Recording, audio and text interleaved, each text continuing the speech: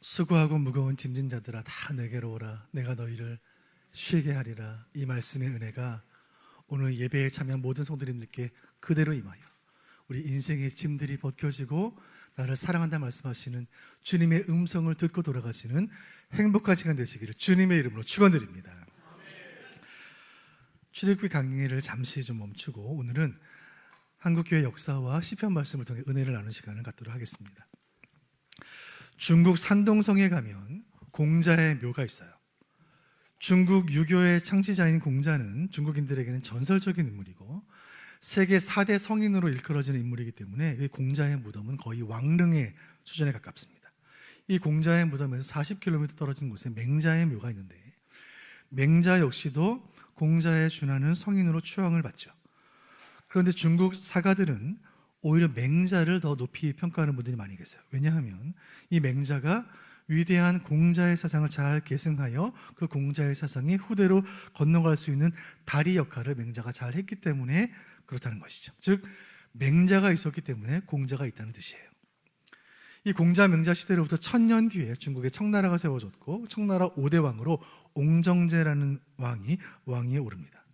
이 옹정제는 4대 왕 강희제의 뒤를 이어 청나라 5대 왕이 되었는데 그의 부친이었던 강희제는 중국 역사 수천 년 만에 한번 나올까 말까한 성군으로 여겨지는 위대한 왕이었어요. 이 강희제라는 큰 왕의 뒤를 이어 왕이 되었고 아버지가 이룬 태평성대를 이어받아 큰 나라를 다스려야 했으니 이 옹정제의 마음이 얼마나 부담스러웠을까요? 이 옹정제가 학문을 연구하던 중에 동병상련을 느낀 인물이 있으니 그가 맹자였습니다. 공자라는 훌륭한 인물의 뒤를 잇는다는 것이 얼마나 부담스럽고 어려운 일입니까? 하지만 맹자는 그 어려운 일을 잘 감당한 거예요. 그래서 그 맹자에 대한 존경과 존중의 마음을 담아 이 옹정제가 맹자의 묘에 편액을 하나 내리게 되는데 그 편액에 쓰여진 말이 수선대우입니다. 수선대우. 이 말은 명나라 말기 청나라 초기에 활동했던 천최라는 사상가가 남긴 말인데 선대가 남긴 좋은 전통과 유산을 지켜서 후대로 잘 이어간다는 뜻이에요. 여러분, 새로운 왕이 되어서 선대 왕의 업적을 이어가는 사례가 많지 않아요. 오히려 선대 왕의 흔적을 지우는 경우가 많은데 왜냐하면 선대 역사에 흠집을 내야 자신이 드러난다고 생각했기 때문이죠. 수선대우의 메시지가 가치 있는 이유가 여기 있습니다. 자신이 드러나기보다 선대를 더 드러내고 자신이 영광을 취하기보다 후대가 더 잘 되기를 바라는 숭고한 마음이 이 말에 담겨 있는 것이죠. 맹자가 선대였던 공자의 업적을 잘 이어갔던 것처럼 옹정제 자신도 선대 강희제의 업적을 잘 이어서 후대로 계승하기를 원했던 이 수선대우에 담긴 그 마음처럼 이 옹정제는 4대 왕 강희제의 업적을 잘 보존하여 후대인 6대 왕 건륭제에게까지 잘 계승했고 이를 통하여 4대, 5대, 6대로 이어지는 이 청나라는 태평성대를 이어갈 수가 있었습니다. 여러분, 이 원리가 신앙의 세계에도 그대로 적용이 됩니다. 영적인 수선대우가 너무너무 중요해요. 한국교회는 아름다운 신앙의 고귀한 유산을 가진 교회입니다.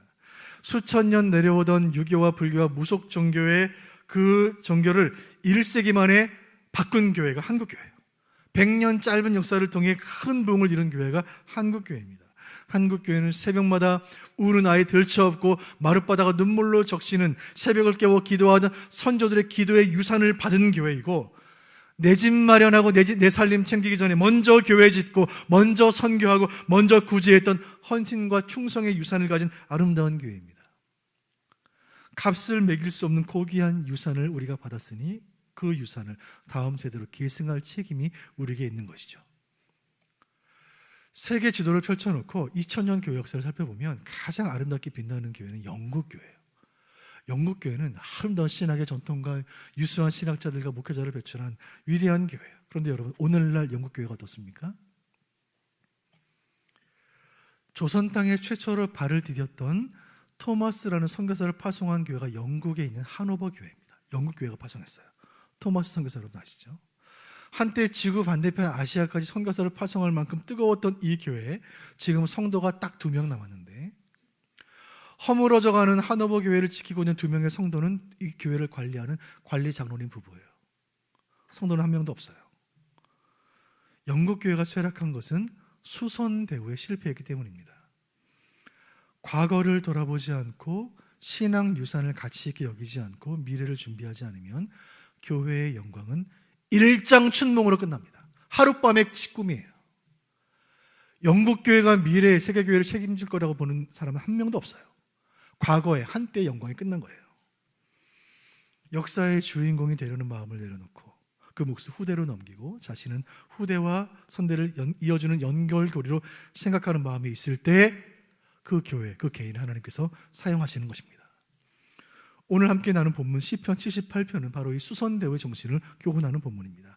3절 말씀 같이 보겠습니다. 시작. 이는 우리가 들어서 아는 바요 우리의 조상들이 우리에게 전한 바라. 아멘. 아멘. 이 말씀은 우리가 가진 신앙이 어디서 왔는지를 말해줍니다. 어디서 왔습니까? 우리가 들어서 아는 바다. 우리의 신앙은 들음에서 왔습니다. 로마서 10장 17절 말씀, 믿음은 들음에서 난다. 이 말씀 그대로 우리는 어릴 적 선교사님들의 설교를 듣고 부흥사 목사님들의 간증을 듣고 주일학교 선생님들의 말씀을 들으며 자랐고 어머니의 기도 소리를 들으며 자랐고 아버지가 읽어주시는 성경 말씀을 들으며 자란 거예요. 그리고 이 말씀 보시면 그 가르침이 어디서 왔는가? 하반절 보시면 우리의 조상들이 우리에게 전한 바라. 그 모든 교훈은 우리의 조상들이 우리에게 물려준 내용입니다. 이 말씀에 기록될 당시 이스라엘의 조상들 누구입니까? 아브라함과 이삭과 야곱, 그들이 만났던 하나님, 그들이 섬겼던 그 하나님, 그들이 받았던 그 기도의 응답과 은혜를 이스라엘의 후손들에게 물려주었기에 그 신앙을 듣고 보고 배우면서 자라서 그 신앙을 이어받게 된 것이고, 우리도 우리의 조상들, 한국교회 선조들, 주기철 목사님, 손양원 목사님, 킬선주 목사님, 순교를 불사하며 믿음을 지켰던 그 고귀한 신앙의 유산이 오늘의 한국교회, 오늘의 수원북부교회를 만든 것입니다. 그렇다면 이제 우리는 무엇을 해야 합니까? 4절 말씀 보시죠. 4절 시작. 우리가 이를 그들의 자손에게 숨기지 아니하고 여호와의 영예와 그의 능력과 그가 행하신 기이한 사적을 후대에 전하리로다. 아멘. 조상들께 받은 그 신앙의 유산을 자손들에게 가르치고 후대에 전해야 한다. 시편 말씀이 우리에게 교훈해주고 있습니다. 여호와의 영예, 하나님의 능력, 하나님 베푸신 놀라운 역사, 우리에게 주신 역사, 나에게 베푸신 기도의 응답을 후대에게 전하는 것. 그래서 신앙의 대가 끊어지지 않도록 하는 것, 수선대회의 사명을 우리에게 주신 줄로 믿습니다. 이러한 차원에서 한국 교회의 빛나는 순간들, 역사의 순간들을 살피는 것은 너무나 소중한 일입니다. 제가 여러분과 기회가 있을 때마다 이 일들을 하기를 원하는데, 우리가 가진 유산이 무엇인지, 한국 교회 역사 가운데 숨겨진 교훈은 무엇인지 함께 찾아보는 시간을 갖도록 하겠습니다. 140년 전으로 시간 여행을 다 같이 떠나보도록 하겠습니다. 지금부터 140년 전 20세기가 막 시작될 무렵 청나라와 러시아와 일본의 이런 아시아 열강들 틈바구니에 끼어있던 이 조선은 마치 사나운 맹수들 사이에 둘러싸인 한 마리 어린 양과 같았습니다. 역사적으로 아시아의 맹주는 중국이었고 조선 역시도 대대로 중국의 영향력 아래에 있었습니다. 그런데 19세기 말 20세기 초가 되면서 아시아의 판도가 달라집니다. 그 중심에 섬나라 일본이 있어요. 일본은 서양의 문물을 일찍 받아들이며 전통의 막부 정치 체제를 해체하고 천황 중심으로 개편을 하면서 정치, 경제, 문화 전 분야에 걸쳐 근대화를 시도했고 이에 성공합니다. 1868년에 시작된 일본의 근대화를 향한 이 변화를 메이지 유신이라 말하죠. 아시아 최초로 메이지 유신을 통해 근대화에 성공하며 서양의 문물과 군사 기술을 받아들인 일본은 그 세력을 강화시키면서 대륙을 진출하기를 원했고 그 일을 위한 교두보로 조선 땅을 택했습니다. 조선에 대한 야망을 키우던 일본은 전통적으로 조선 땅에 영향을 미치고 있던 청나라와 충돌하게 되었고 신흥 강자 일본이 전통의 청나라에게 선전포고를 하게 되는데 이 전쟁이 바로 1894년에 벌어진 청일전쟁입니다. 청나라와 일본 간의 전쟁입니다. 여러분 누가 이겼을까요? 모두의 예상을 뒤엎고 일본이 승리한 것입니다. 일본은 20만 명의 육군과 26만 톤의 함대를 갖춘 아시아 군사 대국으로 성장해 있었습니다. 이제 일본의 다음 목표는 조선을 발판으로 삼아 더 넓은 대륙으로 침략하려는 것이었죠. 한편 북쪽에 있던 강국 러시아는 청나라를 꺾고 대륙으로 진출하려는 일본의 움직임이 불안했습니다. 그래서 러시아는 서구 열강이었던 프랑스, 독일과 동맹을 맺었고 일본을 경계하기 시작합니다. 일본이 두려웠던 조선은 그 러시아의 도움을 받아 조선 땅에서 일본 세력을 몰아내기를 원했죠. 이 격동의 시대 가운데 조선은 둘로 나뉘어 있었는데, 외세를 물리치고 조선의 주권을 지키기를 원했던 흥선대원군이 이끄는 보수파와 열강들의 힘을 통해 조선을 보호하려 했던 명성왕후의 민씨 일가가 중심이 된 개혁파로 나뉘어 있었습니다. 이 과정에서 러시아와 친하게 지냈던 고종의 왕후인 명성왕후가, 이 명성왕후는 러시아와 친하게 지냈는데 러시아 귀족들을 초청해서 함께 커피를 마시며 문물을 나누게 됐다고 하죠. 그 명성왕후가 일본 낭인들에게 시해를 당하게 돼요. 죽임을 당합니다. 이것은 러시아와 가깝게 지내는 조선에 대한 일본의 경고였죠. 그리고 이어 1904년 일본이 러시아를 향해 선전포고를 해요. 이로써 러일 전쟁이 시작이 됩니다. 조선과 만주의 지배권을 두고 러시아와 일본이 격돌한 것입니다. 이 전쟁에서 승리한 것은 일본이었어요. 이제 일본은 청나라를 물리치고 러시아를 물리침으로써 국제사회에서 지위가 크게 상승하게 됩니다. 일본은 이제 거칠 것이 없었어요. 그리고 조선을 손아귀에 넣은 일본은 이를 토대로 만주로 진출할 더 큰 꿈을 품게 된 것입니다. 이 일들이 일어났던 때가 20세기 초인데, 20세기 초의 조선은 아시아의 맹주들이 격돌하는 그 전쟁의 소용돌이 속에서 고래 싸움에 새우등 터지는 꼴이었습니다.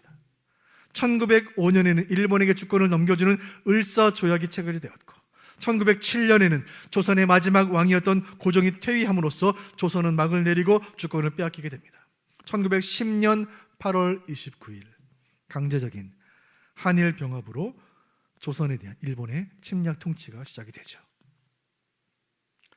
서구 열강을 등에 업은 저 북쪽의 러시아, 전통의 강자 중국, 그리고 신흥 제국 침략자 일본의 전쟁터가 되어버린 조선 땅은 아무 희망이 없었어요.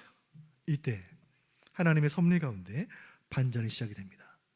26살의 푸른 눈의 선교사가 조선 땅에 나타나는 것입니다. 시간을 조금 거슬러 올라 19세기 말로 다시 돌아가 보도록 하죠. 당시 조선에는 서양의 학문과 종교를 배척해야 한다는 위정 척사론이 대세를 이루고 있었습니다. 12살의 어린 나이에 왕이 된 고종을 대신하여 조선의 권좌에 오른 고종의 아버지 흥선대원군은 강력한 쇄국 정책을 펼치죠. 흥선대원군이 볼 때 서양 선교사들이 전하는 이 천주교라는 종교는 서양 사상의 근원이요 조선을 오염시키는 불순한 사상이었습니다. 흥선대원군은 이 천주교를 강력히 탄압하죠. 이 과정 가운데 1866년 병인년에 이 천주교 신자들을 대거 박해하는데, 이 병인 박해를 통해 수천 명의 천주교 신자들이 목숨을 잃게 되는데, 이 기간 중에 프랑스에서 보낸 천주교 선교사 9명이 사망하게 됩니다. 자국 선교사 9명이 사망한 것에 대해 분노한 이 프랑스가 그에 대한 보복으로 프랑스 군대를 조선 땅에 보내요. 1866년 11월입니다. 프랑스 극동사령관 로즈 제독이 함대를 이끌고 프랑스 배를 이끌고 강화도 앞바다에 나타납니다. 순식간에 강화도를 점령했고 한 달간 점거한 후에 철수했지만 많은 사상자가 발생했고 조선의 무기와 보물들이 약탈당해요. 이 사건을 병인년에 일어난 서양인들의 난리라는 뜻으로 병인양요라고 부릅니다. 이 병인양요는 조선이 서양 문명과 충돌한 최초의 전투로 기록이 됩니다. 조선은 이 사건으로 천주교를 더 거세게 탄압하게 되죠. 같은 해 1866년에 그 병인년에 이번에는 미국 상선 한 척이 대동강변에 나타나요. 그 배 이름이 제너럴 셔먼호입니다. 그 배에는 젊은 영국인이 한 사람 타고 있었는데 그의 이름은 로버트 저메인 토머스입니다. 우리가 알고 있는 토머스 선교사예요. 3년 전인 1863년에 12월에 혹한의 추위를 뚫고 영국 하노버 교회가 파송한 영국 런던 선교회 출신의 선교사 부부 토마스 선교사와 아내 캐롤라인이 중국 상해에 도착을 해요. 중국 선교를 위해 부푼 꿈을 안고 이 선교사 부부가 선교지에 도착해서 사역을 시작하려고 했는데 갑작스럽게 중국 풍토병으로 그 아내 선교사님 캐롤라인 선교사님이 세상을 떠나게 됩니다. 선교를 시작하기도 전에. 그래서 토마스 선교사가 자신을 파송한 영국 런던 선교회에 보낸 첫 번째 선교 보고는 아내의 사망 보고였습니다. 제 아내가 사망했습니다. 낙심한 마음으로 중국 선교를 포기하고 있던 토마스는 중국 땅에 머물면서 통역관으로 일하게 되죠. 그러던 중에 더 동쪽에 조선이라는 나라가 있다는 사실을 알게 돼요. 그리고 새로운 선교지를 조선을 마음에 품게 됩니다. 조선 선교를 위해 기도하며 기회를 찾던 중에 미국 상선 제너럴 셔먼이라는 배가 조선 땅으로 들어간다는 소식을 알게 됐고 그 배에 타기로 결심합니다. 1866년 7월에 토마스 선교사가 제너럴 셔먼호에 승선합니다. 꿈에 그리던 조선으로 향하게 된 그의 가슴은 희망으로 부풀게 되었고 그때 그 마음을 선교회, 런던 선교회에 편지를 보내 이렇게 표현하고 있습니다. 제가 읽어드리겠습니다. 나는 상당한 분량의 책들과 성경을 가지고 조선 땅으로 떠납니다. 조선 사람들을 만날 생각을 하니까, 조선 사람들이 나를 환영해 줄 생각을 하니까 너무나 희망에 부풀고 얼굴이 달아올라 가슴이 설렙니다. 부푼 마음을 안고 성경을 싣고 1866년에 그 배에 승선하게 되죠. 그러나 조선 땅은 상황이 좋지 않았습니다. 같은 해 병인년에 일어났던 병인 양요로 인하여 프랑스 군대에 대한 트라우마가 있는 거예요. 서양인들에 대한 두려움과 반감이 최고조에 이르고 있었습니다. 그리고 이 제너럴 셔먼호는 미국 배이고 상선이었지만 대포 이문을 포함한 서양식 무기를 갖추고 있었기 때문에 조선인들이 볼 때는 무장한 미국 서양 배였던 것이죠.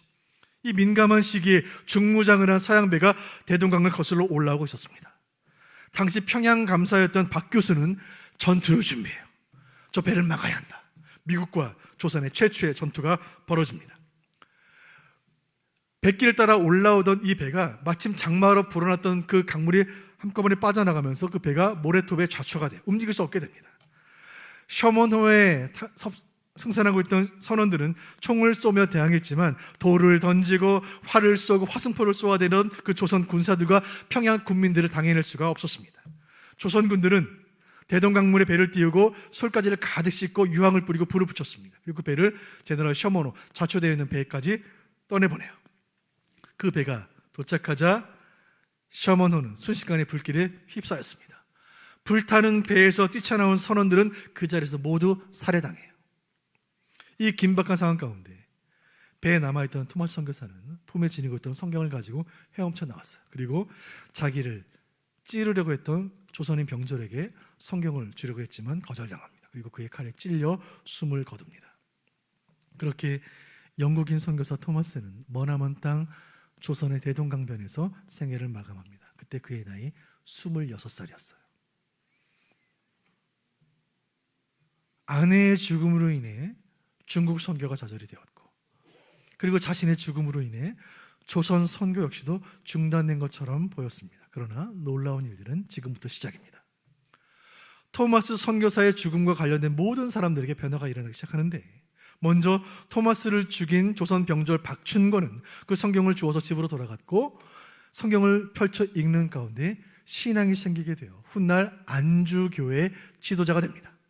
그리고 불타는 배를 멀리서 구경하던 불구경하던 최치량이라는 12살 소년이 있었는데 이 최치량이라는 소년이 토마스 선교사가 건네준 성경 3권을 보관하게 됩니다. 그런데 그 서양 선교사가 준 이 책이 흥선대원군이 금지한 금서라는 사실을 알게 되고 두려운 마음에 그 책을 자기가 읽지 못하고 영문 주사였던 박영식이라는 사람에게 성경을 주게 됩니다.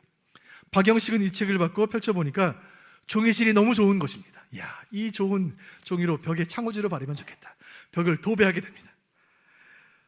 훗날 최치량이 박영식의 집에 놀러 갔다가 벽에 붙어있던 그 성경을 한 절 한 절 읽게 되고 신앙을 가지게 돼요.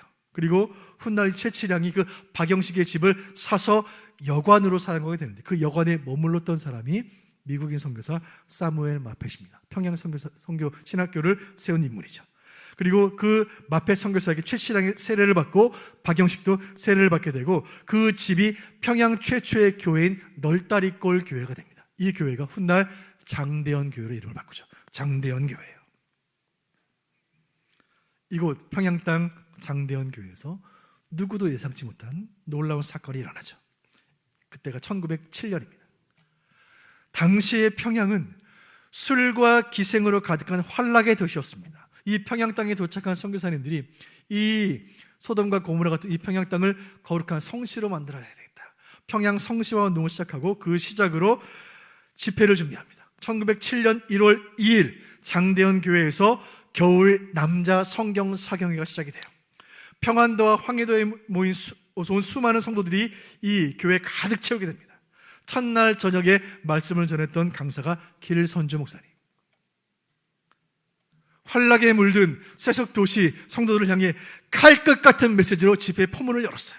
시간이 지날수록 집회 열기는 더해갔고 14일 밤 말씀 집회가 끝났는데, 설교 다 끝났는데 성도들이 돌아가지 않는 거예요. 기도가 끝나지 않는 것입니다. 새벽 2시까지. 그 밤에 강력한 성령의 역사가 임하기 시작해요. 살았고 운동력 있는 말씀에 찔린 성도들의 입에서 회개가 터져나오기 시작했고, 한 사람씩 일어나서 자신의 죄를 고백하며 울기 시작하는 거예요. 한 사람씩. 이 은혜는 다음 날까지 계속되었고, 1907년 1월 15일 밤 집회가 시작이 되었는데, 이 집회는 새벽 2시까지 이어져 갔고, 저마다 자신의 죄를 고백하는 가운데 강력한 성령의 임재를 체험하게 돼요. 오순절 성령 강림이 재현이 된 것입니다.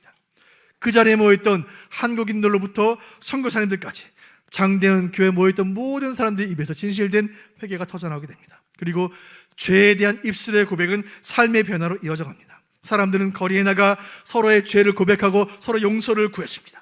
훔친 돈을 돌려주고 훔친 물건을 돌려주고 오랫동안 갚지 않던 빚을 갚게 됩니다.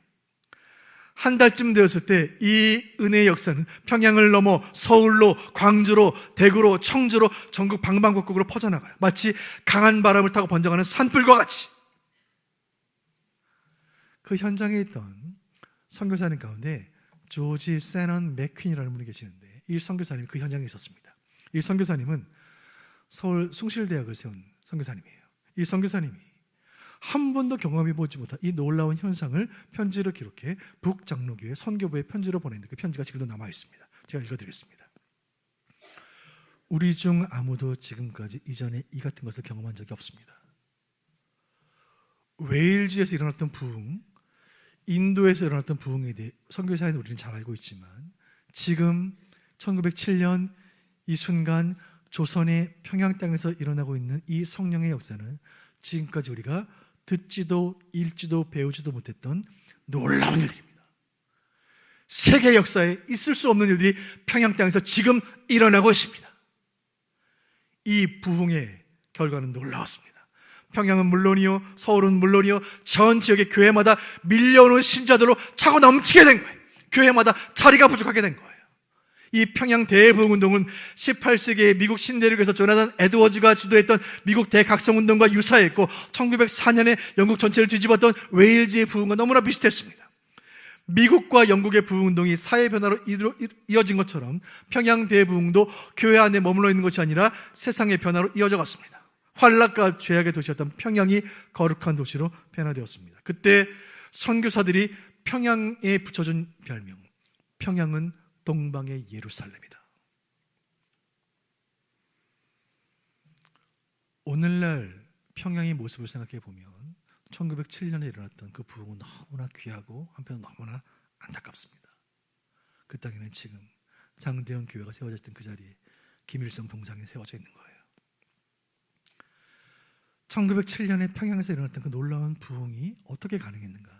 선교학자들이 분석하기를 그 중심에는 말씀 사경회가 있다. 말씀 사경회.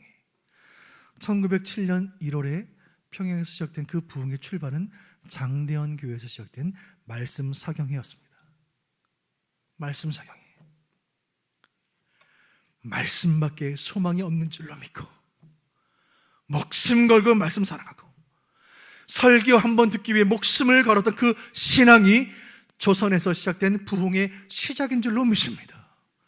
말씀 사랑의 신앙이 부흥의 시작인 거예요. 사랑하는 성도 여러분, 모든 것을 다 가진 나라라 할지라도 성경을 사랑하지 않는 나라라면 그것은 아무것도 아닌 것이고, 모든 것을 다 가진 인생이라 할지라도 성경이 그 손에 없으면 빈털털의 인생인 거예요. 반대로 성경을 사랑하는 민족은 아무 것이 없어도, 나라가 없고 주거리 없고 왕이 없고 권력이 없고 군사력이 없고 자원이 없어도 하나님께서 그 민족을 일으키실 것이며, 성경을 사랑하는 인생은 결코 망하지 않으며 반드시 승리할 줄로 믿으시길 바랍니다. 한국교회 역사 140년 역사를 통해 우리가 여러분과 함께 이 시간 나누기를 원하는 세 가지 교훈 가운데 첫 번째 교훈은 은혜가 먼저라는 사실이에요. 같이 읽어보겠습니다. 시작. 은혜가 먼저입니다. 한국 교회는 140년 짧은 역사 가운데 놀랍도록 성장한 기록적인 부흥 역사를 가진 교회입니다.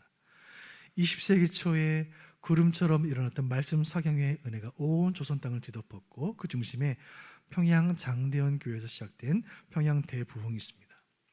말씀 앞에서 가슴을 치며 회개하며 새벽마다 눈물로 부르짖던 그 은혜가 이 민족을 일으켜 세운 거예요.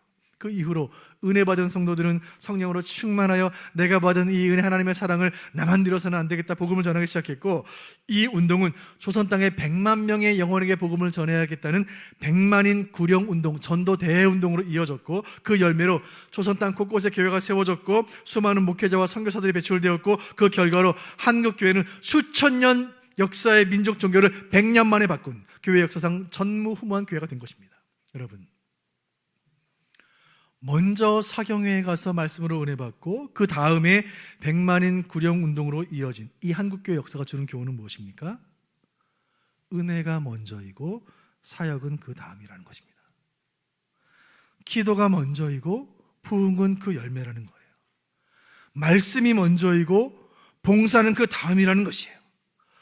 은혜 받기 전에 봉사하면, 은혜 받지 않고 교회 봉사하면 반드시 시험에 들어요. 은혜 받지 못하면서 찬양대로 섬기고, 은혜 받지 않으면서 교사로 섬기고, 은혜 받지 못하면서 전도에 임원하고 교회 봉사하는 것은 모래 위에 집을 계속 지어가는 것입니다. 여러분, 모래 위에 집을 짓다 보면 언젠가 반드시 무너집니다. 한순간에 무너져요. 세상의 사람들은 6일 동안 세상에서 일하고 지친 몸을 일요일에 쉬지만, 성도인 우리는 주일에 받은 은혜로 먼저 은혜 받고 6일을 사는 것입니다. 먼저 기도하고 그 다음에 봉사의 자리에 나아가고, 먼저 은혜 받고 전도의 자리, 선교의 자리로 나아갈 때에 우리 하나님께서 여러분의 가정과 일터와 여러분의 인생 가운데 후유증이 없는 은혜로 함께 할 줄로 믿으시기를 바랍니다. 은혜가 먼저입니다. 자, 두 번째 교훈은 무엇인가? 두 번째 교훈은 교회가 희망이라는 사실입니다. 같이 읽어보겠습니다. 시작. 교회가 희망입니다. 열강들의 각축장이었던 그 한말, 모든 것이 흔들리고 무너지던 대혼돈의 조선 말기, 교회는 어둠 속의 길을 잃어버린 이 조선 이민족에게 등대와도 같았습니다. 어두운 밤하늘을 유일하게 비추는 등대 같았어요. 20세기가 시작될 무렵에 교회가 이 민족의 유일한 희망이었듯이 21세기인 지금도 교회가 이 민족의 유일한 희망인 줄로 믿습니다. 특별히 세계 기독교의 영적인 지형도를 생각해 볼 때 한국 교회가 세계 교회의 희망이에요. 여러분, 유럽 교회는 이미 힘을 잃었습니다. 유럽 교회는 이미 이슬람에게 잠식당하고 있어요. 미국과 캐나다의 북미의 교회들도 코전을 면치 못합니다. 그리고 여러분, 선교지마다 기독교의 탈을 쓴 이단들이 창궐하고 있습니다. 넥타이 메고 성경 들고 뭔가 전도지를 주는데 신천지예요. 선교지에 신천지가 진출하고 있어요. 그리고 세계 신학계의 동향을 보면 성경을 왜곡하고 성경을 훼손하고 성경을 인간의 사상이라 주장하는 자유주의 신학이 주류를 이루고 있습니다. 이 가운데 성경을, 하나님 말씀을 그대로 믿고 복음을 그대로 복음 그대로 전하며 가장 순수하고 가장 정직하게 믿음을 지켜가는 한국 교회야말로 하나님께서 세계 교회 가운데 특별한 섭리로 보존하신 가장 존귀하고 가장 빛나는 하나님 나라의 보석인 줄로 확신합니다. 한국 교회가 희망인 것이에요. 세 번째 교훈은 무엇인가? 부흥은 계속된다는 것입니다. 읽어보겠습니다. 시작. 부흥은 계속됩니다. 이 땅에 교회가 세워진 이후로 140년이 흘렀습니다. 2024년 오늘날의 한국 교회는 어떻습니까? 코로나 3년의 큰 폭풍이 휩쓸고 지나간 자리가 너무나 폐허가 되어 있어요. 교회가 약화되어 회복되기 어려운 교회들이 많이 있습니다. 출산율 저와 함께 주일학교 아이들을 줄여가고, 교회 재정이 약화되어 선교사들이 철수하는 일들이 속속 일어나고 있습니다. 140년 역사 가운데 사상 초유의 위기를 맞이한 한국 교회가 이 어려움을 돌파하고 부흥을 이어갈 방법이 어디에 있습니까? 그것은 선대의 고귀한 유산을 계승하는 것인 줄로 믿으시기를 바랍니다. 1세기 초대교회 성도들 로마의 박해 속에서 무덤 지하에 결사적으로 모여 한 번의 예배와 내 생명을 기쁘게 바꾸었던 그 결사적이고 순전한 신앙을 21세기인 지금도 이어가야 하는 것입니다. 한국교회 초기 성도들 아무것도 가진 것 없었지만 오직 하나님 중심, 말씀 중심, 교회 중심의 신앙으로 산마다 교회마다 기도원마다 소나무 뿌리 붙잡고 기도했던 그 기도를 계승할 때 부흥은 오늘도 계속될 줄로 믿습니다. 지난주에 제가 인터넷에서 뉴스를 한 편 보았는데 그 뉴스의 영상이 잊혀지지 않아요. 서울의 한 대형 병원의 모습이었습니다. 한 노인이 병실 복도에서 병상에 누워있는데 주변에 젊은 사람들이 고성을 주고받으며 싸우는 모습이었습니다.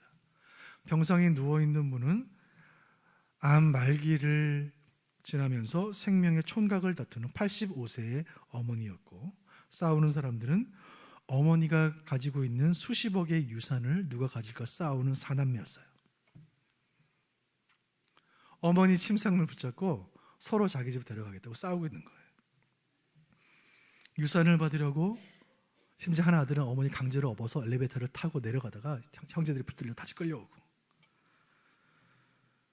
어머니 남긴 유산을 두고 죽어가는 어머니 앞에서 밀고 당기는 형제들의 소란스러운 모습을 보면서 많은 것을 생각했습니다.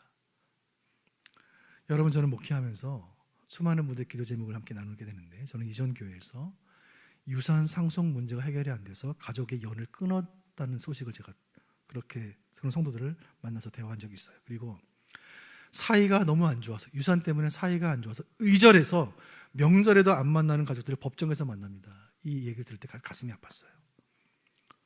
여러분, 부모 여러분, 어떤 유산을 준비하고 계세요? 신앙의 유산을 물려주시기를 바랍니다. 기도의 유산을 물려주시길 주님의 이름으로 축원드려요. 손때 묻은 성경을 유산으로 물려주시기를 바라요. 시편 78편 4절 제가 읽어드립니다. 이 말씀 신비에 새기시길 바라요. 우리가 이를 그들의 자손에게 숨기지 아니하고 여호와의 영예와 그의 능력과 그가 행하신 기이한 사적을 후대에 전하리로다. 말씀을 대하는 진지한 태도, 교회를 사랑하는 순전한 마음, 인생의 위기 앞에서 기도의 무릎으로 통과하는 모습, 삶의 큰 슬픔 앞에서 말씀 붙잡고 이겨내는 의연한 모습, 이런 여러분의 모습이 여러분의 자녀들에게, 여러분의 손주들에게, 여러분의 후대들에게 고귀한 신앙의 유산이 되는 줄로 믿으시길 바랍니다. 그 모습을 통하여 우리 교회 모든 가정들마다 신앙 명가의 큰 복이 넘치시길 바라고, 우리 수원 북부교회는 주님 오시는 그날까지 이 신앙을 아름답게 계승하는 수선 대우의 복이 가득하기를 주님의 이름으로 축원드립니다.